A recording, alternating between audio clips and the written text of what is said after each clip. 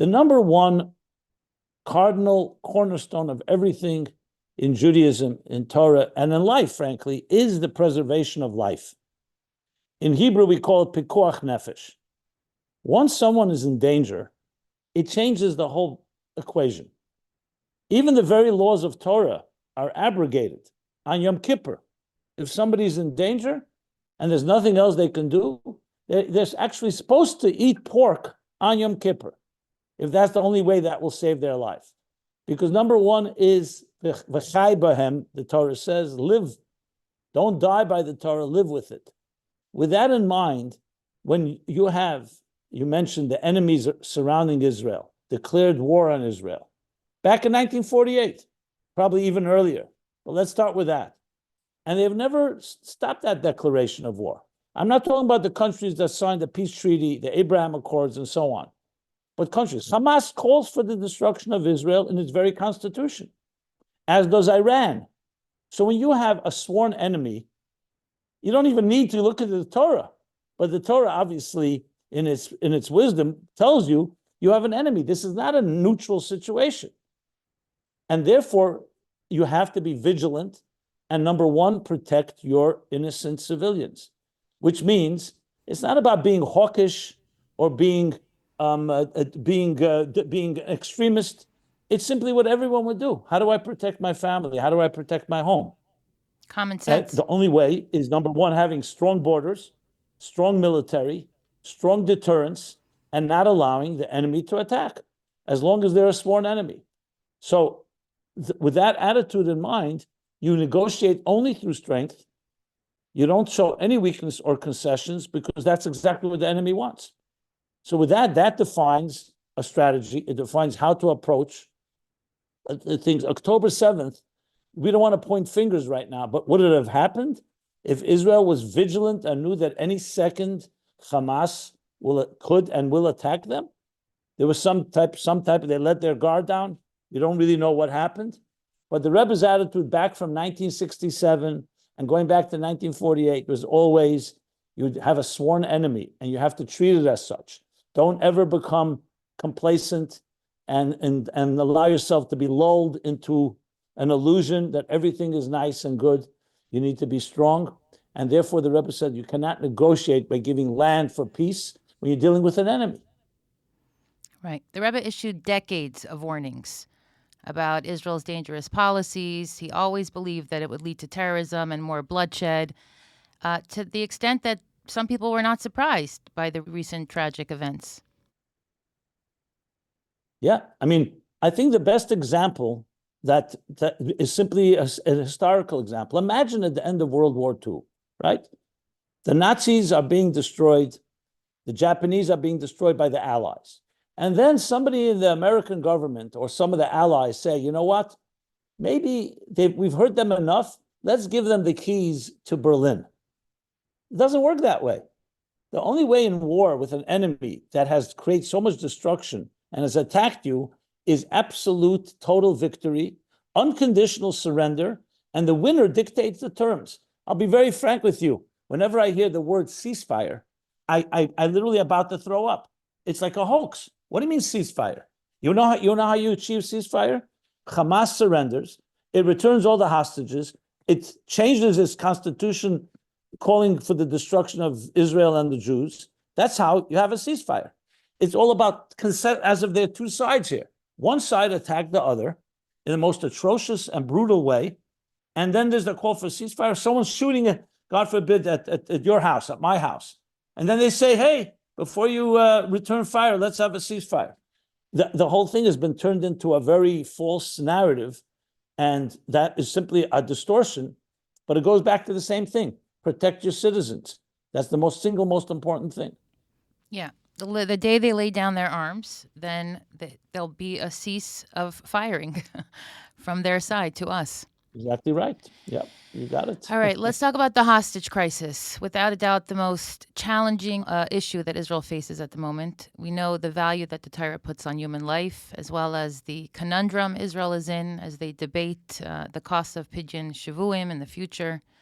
We know that soldiers were captured in the Yom Kippur War for a prisoner exchange, and there was one soldier, Ron Arad, who was captured in Lebanon in 1986.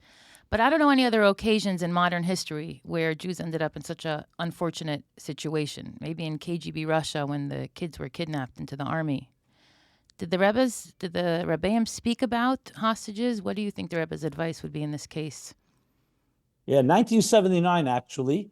And I could give you the date if you like, because I obviously study this and look it up.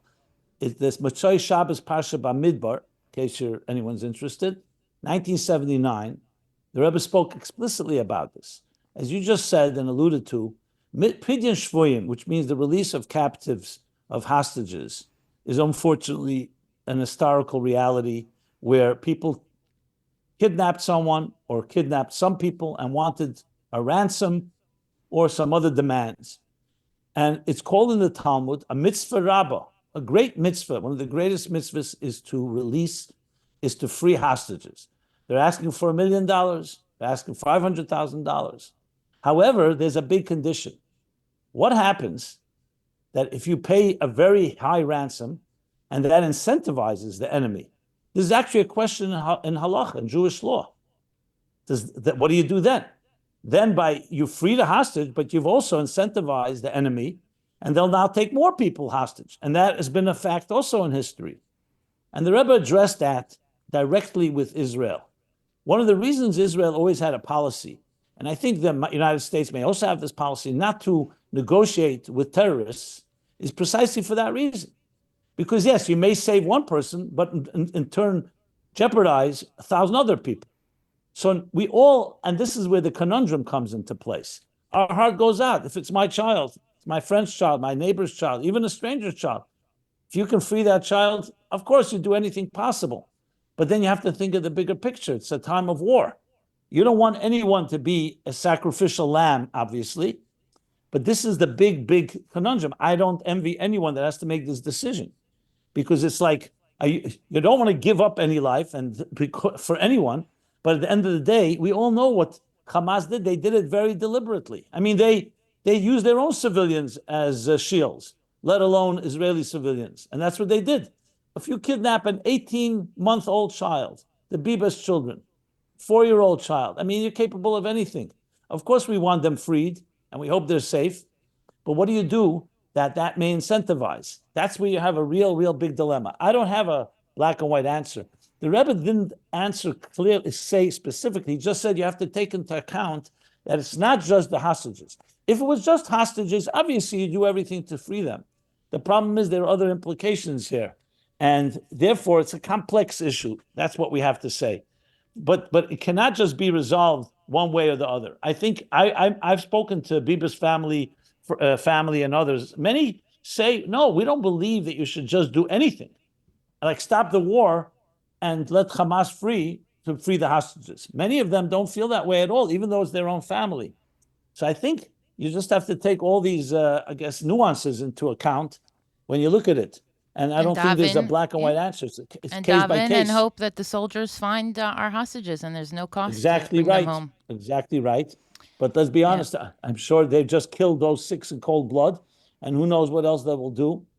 It's horrible. How can I say it's horrible? But let us say, for example, the Nazis at the end of World War II, I go back to my analogy, would say, we will release 1,000 Jews from concentration camps if you stop this war. What do? Of course you want those 1,000 Jews, but you have another, who knows how many other Jews in the concentration camps, and can you let the Nazis remain in power for that? Is that the proper trade-off? I think the 8 says not to get into the situation to begin with, unfortunately. From your mouth to God's ears. Yeah. General McCall from America, he was in Israel recently, and he said, I came away from the trip satisfied that the IDF's operations and rules of engagement were rigorous compared to the British Army and our Western allies. The Rebbe knew a lot about on the topic of warfare and the military. He impressed the highest-ranking generals, and he didn't shy away from advising them on military strategy. Is there anything the IDF has done until now, and we've made mistakes, and we're always eager to share them with the world, which is another conversation. Do you think that the Rebbe wouldn't be pleased with some of the tactics of the IDF, or do you believe destroying Hamas is, it said it's a biblical commandment and we must adhere to it no matter the human cost? I'm speaking about the Palestinians specifically. Yeah, I wouldn't use the word biblical commandment. I'll tell you what I would say is the following. And I'm now quoting or paraphrasing the Rebbe to some extent. The Rebbe always made it very clear.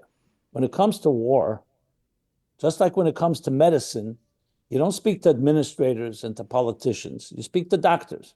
When it comes to war, you have to speak to military strategists. If you allow diplomacy and political pressure and political considerations into play, you're playing with lives.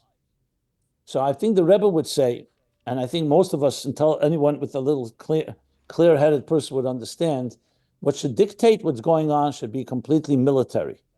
The fact that the United States or Europe or anti-Semites here or there are trying to pressure Israel, or Hamas's massive PR and propaganda campaign, as we all know, is very much part of this war, that should not be a consideration. One consideration only. How do you destroy the enemy? How do you free the hostages? And how do you make sure this never happens again? And more importantly, how do you transform that whole area? So I don't really know all the military considerations. I'm sure there are many things we're not aware of. But it does seem to me that there were times during this last year where certain ceasefires or certain pauses were made and certain considerations because of American pressure. You know, they say the entry into Rafah, into Rafah, was somewhat limited, but maybe it wasn't. I think it seems to me that basically the Rebbe's advice would be is stick to your military strategy. Yes, we're not looking to offend anyone, but you can't allow outside factors to compromise your own soldiers. You know, you're sending them into dangerous territory. Right, and it only stretches out the war longer and causes more death, ultimately. Correct. When they hesitate and when they postpone. Right, not everybody cares, right? Not everybody cares. Ironically... And Israel has to care, you know? Israel cares more than anyone else. So that's why I've always been confident in the IDF, because I know their intentions. And that's what this whole court case, this international court case is about, the intent of genocide. There is no intent of genocide. The intent is to bring the hostages home and get rid of Hamas. And that's it. And that's what they're doing. The international court, frankly, and the UN are one big farce. It's just part of the battle of trying to weaken Israel's resolve by, absolutely. Let's continue on that topic of international pressure and diplomacy. So the Rebbe is known, obviously, for his extensive outreach, his engagement with politicians and diplomats and leaders in the faith community. He advocated for Jewish interests and broader humanitarian concerns. But he didn't shy away from being critical. He called out the Soviet Union during the Cold War era. He was critical of Egypt. He was not happy with various international figures and countries that were hostile towards Israel. What did the Rebbe feel ultimately about balancing our military objectives with global expectations and maintaining that support from key allies like America? So a few points. Number one, peace for peace, not land for peace. I have no doubt that the Rebbe would have supported and celebrated the Abraham Accords. Why? Because, as the Rebbe said many times, cultural exchange, business interaction. What happened with the Emirates, with Dubai, with Bahrain, a peace that can only benefit both sides without any concessions that jeopardize you. There's no pikuach nefesh compromise there. So the Rebbe would encourage exactly that, diplomatic terms with Saudi Arabia, with all the countries, and that's the key. Peace for peace, that everybody's giving something, but it's not jeopardizing Israel. Well, we saw on April 16th how all the countries surrounding Israel, they helped shoot missiles down from Iran because of that peace that we have in place and that we worked on. Yes, and it would be far greater. And exactly, by the way, Hamas attacked exactly that. They understood what's happening because they didn't want Saudi Arabia to sign a peace accord. And they disrupted the whole process. But just imagine all the Arab Muslim countries signed peace treaties with Israel, just like the Abraham Accords. And that's that. Israel's not looking to hurt anyone. It would be peace not just for Israel, it would be peace also for what is called the Palestinians. That's the tragedy here. So that's point number one. Point number two is the Rebbe was not a warrior. He wasn't calling for war. He was responding to an enemy who's calling for war. And you have to sometimes preempt the enemy. Never did the Rebbe say, go on the offense and go to war. The Rebbe said, protect yourself, be strong, and always remember that strength is critical, especially in that region. It's the only thing that people respond to. So this was not a contradiction at all, the balance. Remember, in Judaism and Torah, the greatest thing is peace, is living in harmony with everyone and everyone. The Rebbe many times said, this will be peace and harmony for the Jews and for the Arabs. We abhor the shedding of blood of anyone. But to do so, you have to be strong. You can't be weak. You can't appease an enemy. Iran is calling for the destruction of Israel. They're building nuclear weapons. Let's be honest. That is a real threat. It's not a joke. And that has to be addressed. As long as you don't address that, you got yourself a very serious problem. So at the same time, by all means, you want peace, let's talk. Just like what happened till now. As I said, the Abraham Accords. And that the big change there was they did not tie the peace treaty with the Palestinians and a two-state solution and so on. And you build from that strength. The Palestinians are not peace partners. You can't work with them. So, right. Let's talk about the humanitarian crisis, because that is a big issue for this war. Ultimately, obviously, Hamas designed it this way, that the children in Gaza should be the ultimate victims here. And I speak about the child abuse that's taking place in Gaza in the monologue of this episode. But we do have a humanitarian crisis. But let's say until a child shoots his first gun or plants his first pigua, let's say he's innocent, okay? So as a humanitarian, the Rebbe, what did the Rebbe hold was the appropriate approach to preventing unnecessary loss of life? Like Israel's doing the polio vaccines and roof knocking and pachkevilim. Is this because we're a nation that has mercy? Is this our nature? Or are we basically making it easier for our enemy? We're making it as easy as possible for them to survive this war. Look, it says that Jews are Baishanim, Rachmanim, Goim Lechasadim. It's just the nature of the Jew to be compassionate. And nobody is happy to see little children dying, innocent people dying. I'm not getting now who's innocent, who's not innocent. You have to remember these children, unfortunately, are victims of Hamas. Long before October 7th. They're holding them hostage. But we still have compassion for them. And that's why you see going beyond the letter of the law, of warning, of trying humanitarian efforts. It's a complicated one, again, because of the war situation. You know, the Talmud says an interesting thing. When the Egyptians, and we all know the Egyptians were like Nazis, when the Egyptians were drowning in the Red Sea, the Reed Sea, after 210 years of punishing and torturing and enslaving the Jewish people, they were drowning. The angels began to sing praise to God, saying, thank you, God, you're finally destroying the enemy. And God's response is, my creatures are drowning and you're singing praise. Now, of course, they deserve to die. But you have to be careful in singing praise. Of course, we want the enemies to die, but we cry for the fact that even any human being created in the divine image can stoop to the level of behavior that they did, the atrocities. So our blood boils, but you know, the Jewish people never allow ourselves to become like our enemies. We're not going to be defined by them. We're never going to become haters like they are. So we have to do everything possible to protect ourselves.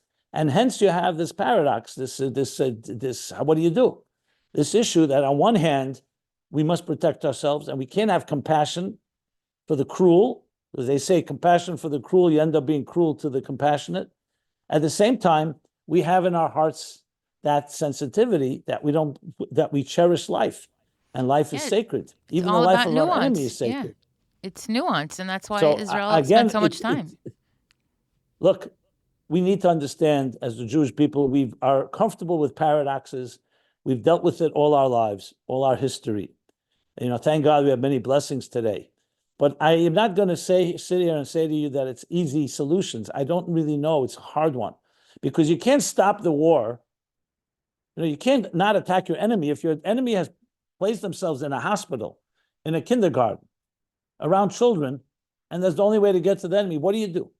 And you know clearly that there's going to be 1,000 children that may be killed because within those children in that kindergarten, there are 5 terrorists that are brutal, bloodthirsty murderers. That's a real question. What do you do when you're a compassionate person? I'd like to ask anyone in this world what they would do if it was their family. Well, Israel's held fire many times before. Israel holds fire all the time.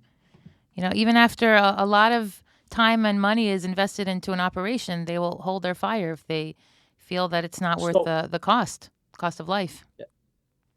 So I think the Rebbe would say to that, a situation like that, you have to ask the military strategists. I don't think he would just say, kill 1,000 children because you're killing 5 terrorists, because it's not our language. We don't speak that way. But if military requirements are such that you're going to have to save lives, and they are doing that. I mean, the Germans did that. 100 million Germans. I'm not going to say they were all Nazis.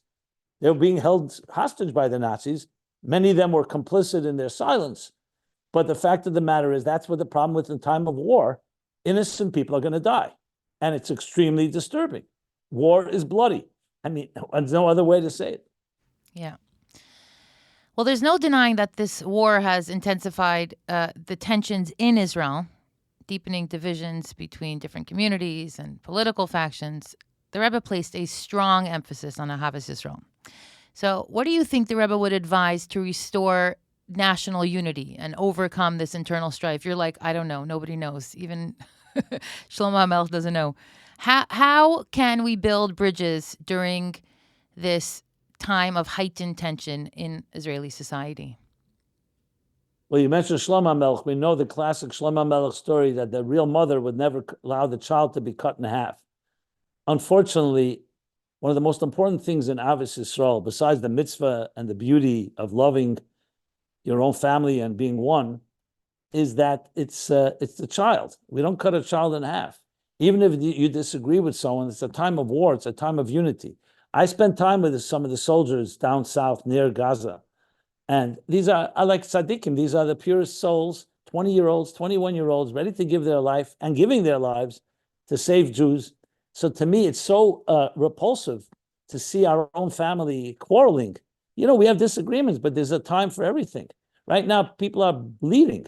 You can't, if my family got into a fight while my father's lying in a hospital bed bleeding to death, something wrong. So I would criticize myself or anyone that gets into any type of the political disagreements, the ideological disagreements. So I cannot fathom how we could become so divided when right now there are people in danger, literally in danger, hostages, and of course the soldiers. So that's my initial emotional reaction. On a more intellectual level, what do? I don't know. I mean, you send the Bachram out to put tefillin on.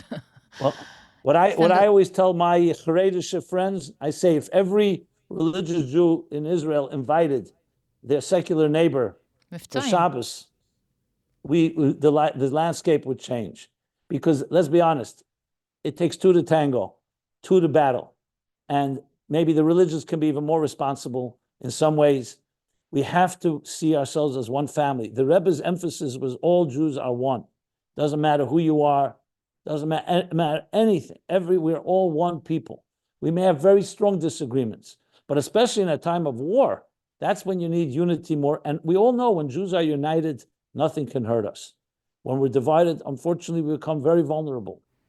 Yeah, listen, we remember the Yom Kippur before the war. My brother-in-law was a chazan in Tel Aviv, and people were throwing siddurim at the people davening, and we thought, Rahman al-Islam, how did we get here? But unfortunately, we're in a very desperate situation, and tensions are high, and tempers are flared. Being in the month of Elul, I have to also say we see also tremendous nobility and tzedakah and chesed being done. I know we're speaking all the negative side. I think we should acknowledge that there's 100%. tremendous amount of money that has been given and aid and support. So there are challenges, but there are also a lot of beauty that has arisen where you see how Jews have united in many ways. A lot more to be done, but we cannot deny and ignore the positives as well. And also, if you're watching from afar, you think Israelis are at each other's throats. But when you live here, most Israelis just go about their day trying to have peace with their neighbors and extending additional love during these times. And I don't see that the behavior on the streets is indicative of what people feel about their fellow Israelis. I think that it's a Motzei Shabbos thing to come out on the streets and vent your frustrations. Really, they should be davening to Hashem and extending their, you know, their calls for freeing the hostages to the Eibishter. But on a day-to-day basis, Israelis have really come a long way in figuring out how to communicate, because there are a lot of different opinions, as you can imagine. But they're trying for peace, at least within us. Yeah, I've been to. I know what you're saying. Absolutely. Unfortunately, in the political realm, that's where the worst is, because it's political. Who's in control? Who wants to be in control? And people are, unfortunately, they're exploiting the situation, I think, in a really horrible way. And there's times like this, you have to keep your quarrels private. You don't want your enemy exploiting it. And Listen, we're victims of psychological warfare on top of everything else. We're human beings, and we get very affected by what we see and what we feel. And we react right into our enemy's hands. So we have to be 2 steps ahead of them and know already that this is their intention, and avoid being susceptible to it time and time again. I should add, maybe you're going to get to it, but the big elephant in the room is ultimately Iran. These are all proxies. They need funding. They need support. Iran seems to be the ultimate, the final frontier. It's interesting how Israel is going to deal with that. You spoke about Iran on YouTube. Yeah, you spoke about Iran on YouTube and what the prophecies predict. Can you share that a little bit on that? Yeah, well, I was going to say that then, but I'll say it now. With all the negative, we have to remember, Am Yisrael Chai. We're here. We've gone through the worst of the worst. I don't want to compare tragedies, obviously, but we've made it. I like to say Jewish people are like a tea bag. You don't know how strong they are until you put them into hot water. So we are here. We've survived the Egyptians and the Babylonians and the Assyrians and the Romans and the Spanish and the Ottoman. The list goes on. So I am not really concerned. I'm concerned, obviously, for every individual, but the bigger picture, we're here. And when we turn to the prophecies, especially, it talks about end of days where there'll be confrontations. We call it clash of civilizations, confrontations, especially in the words of the biblical words of the children of Yishmael, which is essentially today's Muslim Arab world, the children of Esav, which is essentially the Christian Western world, Roman world, and the children of Israel, the children of Yitzchak and Yaakov. And it talks about confrontations in the Zohar, in the Medrash.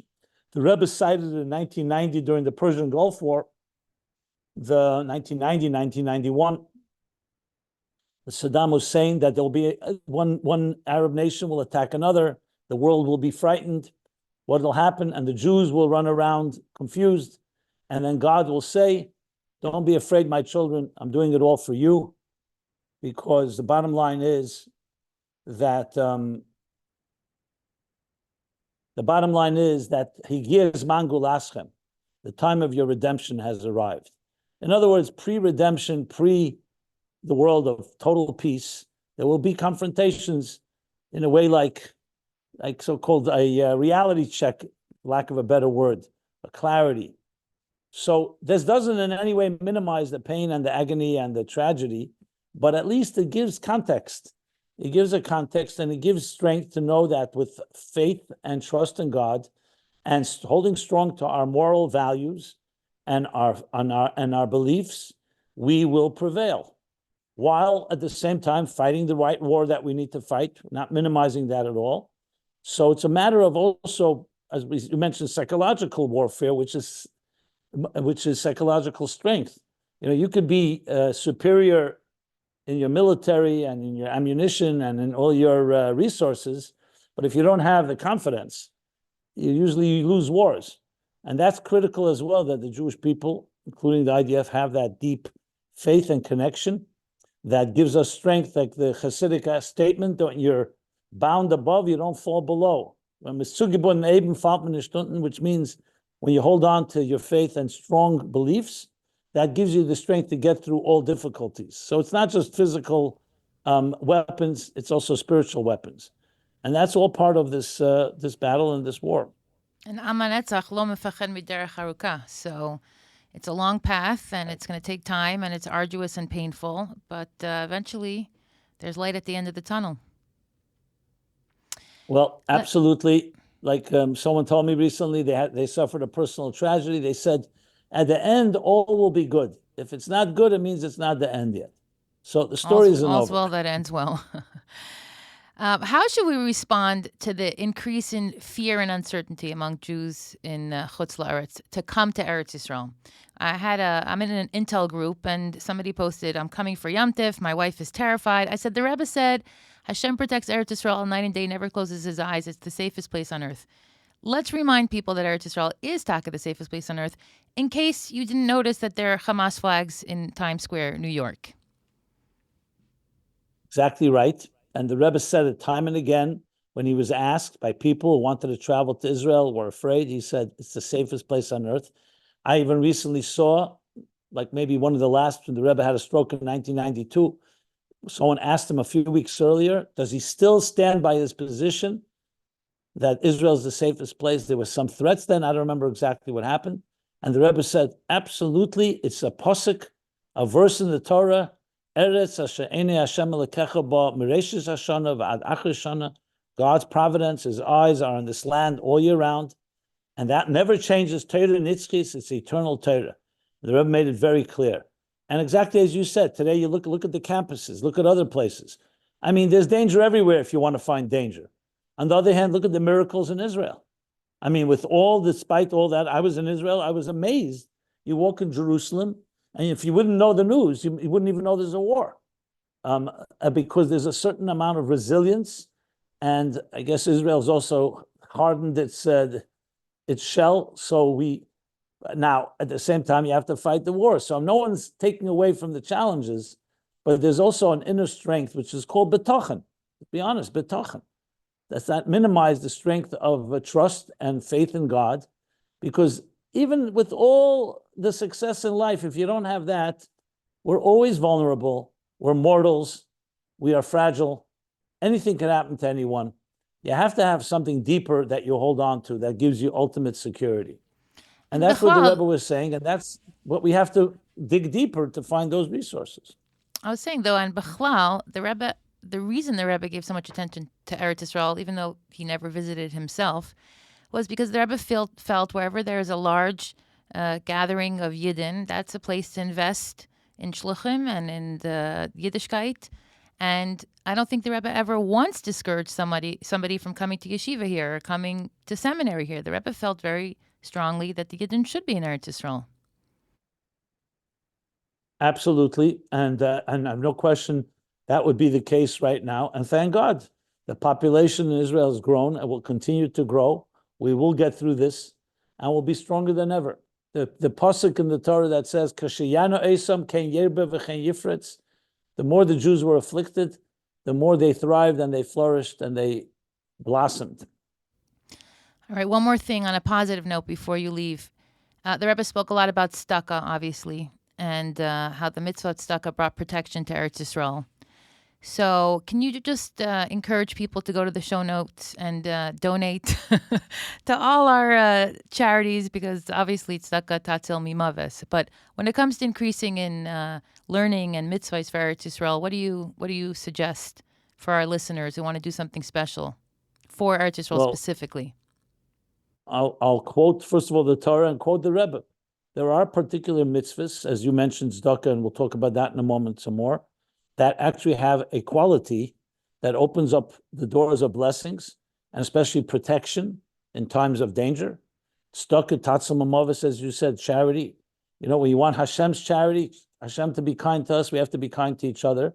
And monetary charity is where it begins. It's one of the greatest and considered the greatest mitzvah in so many ways, because besides the unity it creates, it also helps people. So I definitely second what you just said, to go to the notes. Is it below the screen here? How's yes, in the show notes of the podcast, yeah. And help the chayalim. Absolutely, and show notes of all kinds of podcasts. funds. Obviously, any tzedakah works. We're also in the month of Elul, where we especially add an increase in charity and tzedakah. It opens up the channels of blessings. Siyam b'mishpat tepada v'shaver b'tzedakah. You talk about captives. That's what the verse says, that Zion will be redeemed through mishpat Torah and v'shaver, its captives and hostages, b'tzedakah, with charity. So this charity is up there. Mezuzah is a mitzvah that has the quality of protection. There is for men, putting on tefillin drives fear in the heart of the enemy. And of course, many other mitzvahs, Avos Yisrael, Achdus Yisrael, we spoke about unity. These are some of the mitzvahs that really create more strength and more power. And there's no question, every war has a physical side and a spiritual side. The spiritual side is when you do tzedakah wherever you are in the world, you are strengthening directly Israel, its people, the soldiers, the release of the hostages. It's a direct effect. And if you want some scientific basis for that, we know the butterfly effect.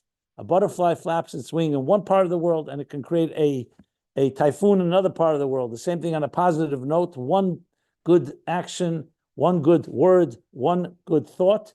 Maimonides, Rambam writes, tips the scales and brings personal and global redemption.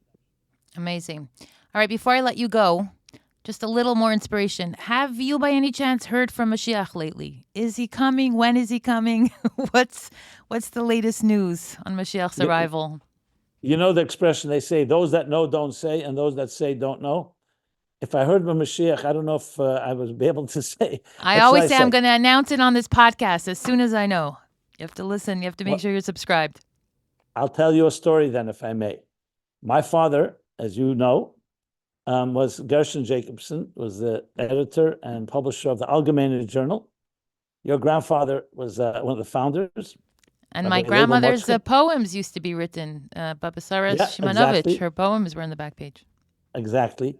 My father, one Simchas Torah, the Rebbe said to him that the Alter Rebbe, the founder of Chabad, said that when Mashiach comes, it will be in the Gazetten. It will be in the newspapers. So the Rebbe told my father, so you should be zeichet to write it in your newspaper. The headline, Mashiach came. One second. So my father says to the Rebbe, can I get a scoop? Be the first one to publish it. So the Rebbe smiled and said, as soon as I know, I'll let you know. So I always feel that being my father's son, that I'll be one of the first to know. And I will promise you now that you'll be one of the first to know, and you'll publish it in your podcast. Excellent. And the Gazetten, what today includes a digital version, that Mashiach has come. What can I say? The Rebbe told us that we're on the verge, we're on the threshold. And one more thing we need to do. We have to forge ahead. I have many questions, I'm sure, like others do. But we've been trained to be soldiers. We have to forge ahead. There's no time for doubts or questions and skepticism.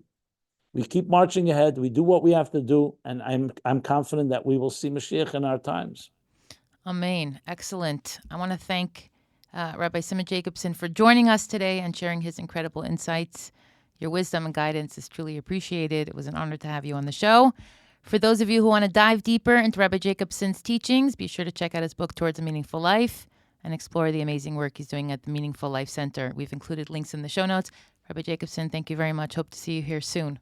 With Mashiach, of course. Thank you. I want to wish you and all your listeners a good Geben Shtir. Same to you. And in the real way, with total peace and the Geula. Yeah. Am Yisrael Chai. Thank you very much. Sei gesund. Thank you.